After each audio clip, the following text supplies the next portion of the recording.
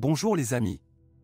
Le 1.8 essence atmosphérique de base a des capacités très médiocres et ne répond pas aux attentes du conducteur. Le moteur de 117 chevaux accélère la voiture à 100 km/h en près de 13 secondes et consomme en moyenne environ 11 à 12 L 100 km. L'entraînement par synchronisation est du type à courroie. Le moteur de 1,8 litres est en proie à des dysfonctionnements du système de refroidissement, ce qui entraîne une panne du joint de culasse. Parfois, la tête du bloc doit également être remplacée, des fissures se produisent. Après 250 à 300 000 km, la consommation d'huile augmente souvent. Le remplacement des joints de tige de soupape n'aide pas toujours.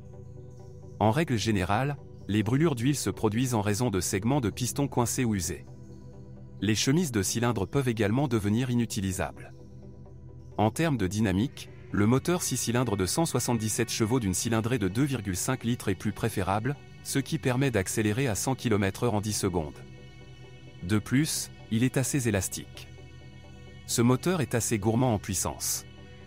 En conduite urbaine, il faudra environ 15 L 100 km. Le mécanisme de distribution du vessie est entraîné par 3 courroies. Le plus grand relie les arbres à cames et le vilebrequin. Les arbres à cames de chaque culasse sont reliés entre eux par des courroies situées côté boîte de vitesse. Lors du remplacement des courroies, il est important d'utiliser des outils spéciaux pour fixer les pignons. Sinon, les points de fixation des pignons aux arbres à cames pourraient être endommagés. Après 250 à 300 000 km, la consommation d'huile peut augmenter et un épuisement ou une destruction des soupapes peut survenir. La gamme de moteurs diesel comprend deux groupes motopropulseurs d'une cylindrée de 2 litres. L'un d'eux est le 2.0 DI fabriqué par Rover. C'est très faible, seulement 98 ch et connaît relativement de nombreux problèmes d'équipement, généralement dus à des dysfonctionnements de divers capteurs. Les propriétaires se plaignent souvent d'une dynamique lente, un peu plus de 15 secondes, qu'ils ne sont pas prêts à supporter, même malgré la consommation de carburant relativement faible, environ 7 L 100 km. Une courroie de distribution est utilisée pour entraîner la courroie de distribution, qui doit être renouvelée tous les 60 000 km. L'autre moteur 2.0 TD4 est fabriqué par BMW et porte la désignation M47.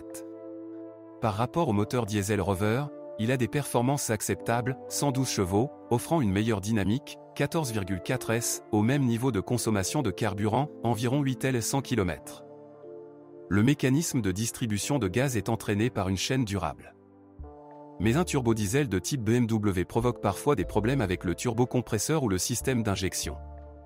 Les essences 1.8 étaient associées exclusivement à une boîte manuelle à 5 vitesses et les essences 2.5 à une automatique Jatco JF 506E à 5 vitesses. Les versions diesel 2.0 DI étaient associées à une transmission manuelle et TD4, à une transmission manuelle et automatique. L'embrayage de la transmission manuelle d'usine parcourait généralement plus de 200 à 250 000 km. La machine doit être réparée après 250 à 300 000 km. Habituellement, les solénoïdes sont les premiers à tomber en panne. En cas de défaut plus grave, beaucoup préfèrent remplacer la box par une box contractuelle. Après 200 à 300 000 km, le visco-coupleur tombe en panne. Il commence à se coincer, ce qui provoque des secousses dans les virages et les pneus commencent à crier. Vous ne pouvez pas retarder les réparations. La cale d'embrayage entraîne des charges supplémentaires sur la boîte de transfert et la boîte de vitesses arrière, ce qui réduit leur durée de vie.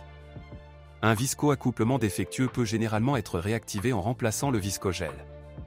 L'embrayage lui-même doit rarement être changé.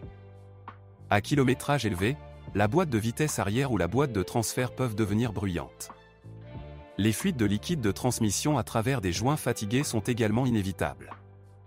De temps en temps, il est nécessaire de remplacer les roulements extérieurs de l'arbre de transmission. Et après 250 à 300 000 km, le joint homocinétique à l'avant du cardan s'use. Avant d'acheter une voiture, vous devez vérifier l'état de la suspension. Les plus vulnérables sont les jambes de force et les bagues stabilisatrices, ainsi que les triangles de suspension. Les roulements de roues sur toutes les roues sont les mêmes et sont remplacés séparément. Il y a parfois des problèmes avec la direction. Au fil des années, la corrosion est devenue de plus en plus courante dans la partie inférieure des ailes avant et sur les bas de caisse.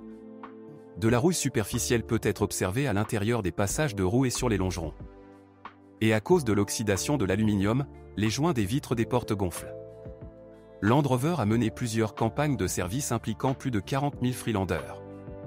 Les promotions concernées, suspension, électricité, frein de stationnement, fixation et réglage des sièges avant, ainsi que verrouillage des portes arrière. L'équipement électrique n'est pas le point fort du Freelander. Les capteurs de l'équipement moteur, de la climatisation ou du système ABS tombent souvent en panne. Très souvent, le système d'assistance à la descente, HDC, tombe en panne. Tout d'abord, cela est dû à un câblage usé ou à un câble d'accélérateur desserré. Les vitres électriques peuvent causer de mauvaises surprises. Dans les spécimens plus anciens, des problèmes surviennent souvent avec le système de chauffage, le radiateur du poêle est loué. Si vous connaissez d'autres dysfonctionnements de modèle, assurez-vous d'en parler.